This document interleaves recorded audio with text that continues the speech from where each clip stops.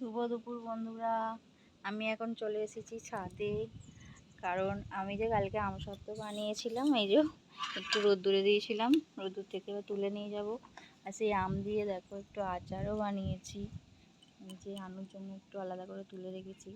আর এই যে দুটো বদলে আম তেলও বানিয়েছি।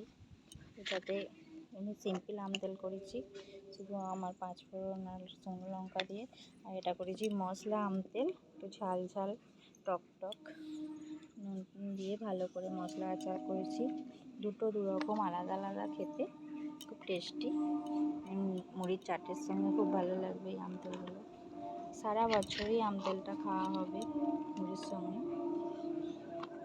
তো আমি প্রত্যেক বছরই আম তেল বানাই আর আচারও বানাই, কিন্তু এবছরে এই আমসত্ত্বটা নতুন বানিয়েছি, জানি না কেমন হবে খেতে।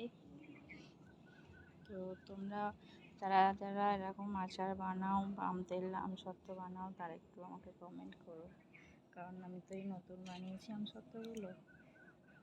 কীরমভাবে বানাতে হয় সেটা জানি না, প্রথমবার করেছি, খেতে হবে সেটাও জানি না। তুলে দিয়েছিলাম, তুলে নিয়ে যাব, কারণ আমি একটু গিয়ে নিচে যাব, নিয়ে একটু শোবো দুপুরবেলা। আর এখানে তো হনুমানের উপদ্রব প্রচুর, কখন ছাদে হনুমান চলে আসবে। আর হনুমান তো আম পেলে আর ছাড়বেই না, সবই আমার খেয়ে নেবে আমসত্ত্ব। তাই নিচে গিয়ে রাখি আর একটু ঘুমাবো। বাই বাই, পরে দেখা হবে।